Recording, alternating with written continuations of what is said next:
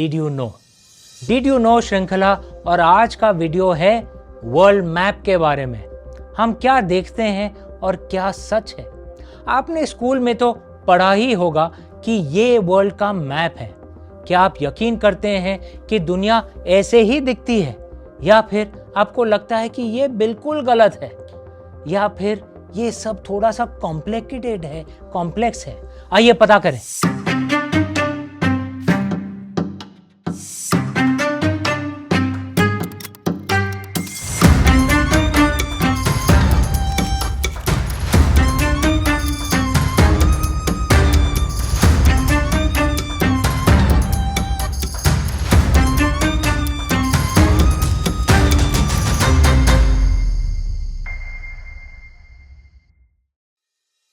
ये मैप जिसे आप देखने के आदी हैं, इसे वास्तव में मर्केटोर प्रोजेक्शन कहा जाता है। इस मैप का बेसिक फॉर्मेट एक आदमी ने 1569 में बनाया था, जिसका नाम जेरार्ड मर्केटोर था। ऑब्वियसली इसलिए इसका नाम मर्केटोर प्रोजेक्शन पड़ा।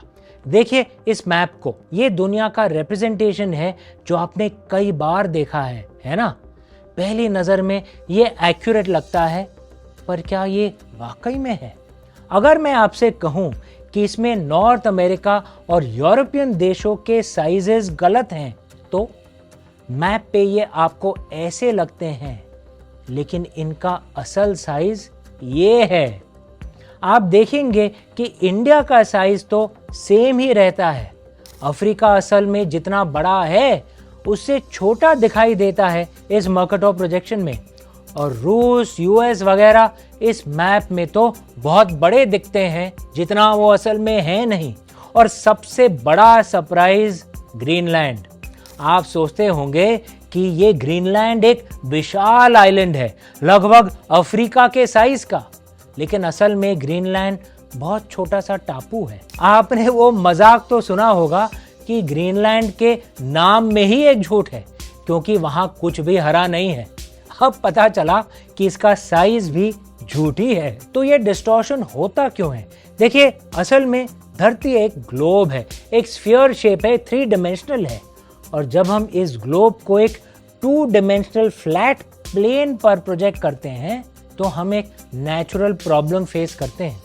एक ग्लोब को फ्लैट बनाना कोई आसान काम नहीं है। इमेजिन करिए कि एक परफेक्टली गोल गुलाब जामुन को बिना बिखरे फ्लैट करने की कोशिश करना, या इस ऑरेंज के टुकड़े को देखिए, आप इसे कागज पर कैसे फिट करेंगे, और वो भी पूरा सरफेस एरिया दिखाते हुए। आप हर इंच को सही रिप्रेजेंटेशन दे ही नहीं सकते बिना डिस्टॉर्शन के। ये सिंपली पॉसिबल नहीं है, नामुमकिन है।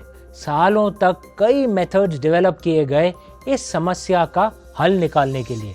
हमने मर्केटोर प्रोजेक्शन तो डिस्कस कर लिया है। सच बोलें तो ये प्रोजेक्शन नेविगेशन के लिए हेल्पफुल है, क्योंकि ये एंगल्स और शेप्स मेंटेन रखता है। लेकिन ये कुछ देशों के पोल्स के जो करीब जो देश हैं, उनको स्ट्रेच कर देता है, उन्हें असली साइज से बड़ा दिखाने लगता है। मूल रूप से मर्केटोर प्रोजेक्शन शेप्स को ठीक रखता है, लेकिन साइज को डिस्टॉर्ट कर देता है। अंदाजा लगा सकते हैं कि जब इस मैप ने सारी यूरोपियन और नॉर्थ अमेरिकन देशों को बड़ा दिखाया, तो भाई उन देशों ने इसे और ज़्यादा पसंद किया होगा। एक्चुअली ये एक यूरोसेंट्रिक मैप है। एक अन्य ऑप्शन है गॉल्फ पीटर्स प्रोजेक्शन मैप। इस मैप को देखें। इस पर आप देखेंगे कि कॉन्टिनेंट्स और कंट्रीज के आकार उनकी रियल साइज के बहुत करीब हैं। हालांकि प्रॉब्लम ये है कि इनके शेप्स काफ़ी डिस्टॉर्टेड लगते हैं, है ना। नेट आप कभी भी पूरी धरती का कंप्लीटली एक्यूरेट 2 डायमेंशनल मैप नहीं बना सकते। ये पॉसिबल ही नहीं है। हमेशा कुछ ना कुछ डिस्टॉर्शन तो रहेगा।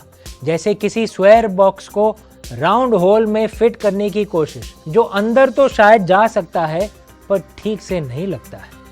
तो जब हम एक प्रोजेक्शन को दूसरे से कंपेयर करते हैं, तो एक सवाल उठता है कि ज्यादा महत्वपूर्ण क्या है, आकार को बनाए रखना या साइज को। कहते हैं ना, आखिर नाम में क्या रखा है, लेकिन इस मामले में हम पूछ रहे हैं आखिर मैप में क्या रखा है। आपने वो मजाक तो सुना होगा, नक्शे कभी खोते नहीं हैं क्योंकि वे हमेशा जानते हैं कि वो कहाँ है। आप क्या मानते हैं, बेहतर मैप कौन सा है, या अलग अलग मैप्स के बारे में आप क्या सोचते हैं? नीचे कमेंट्स में बताएं। If you enjoyed this episode, like and share it please, and if you want to receive the notification for the next episode, click subscribe please. Thank you.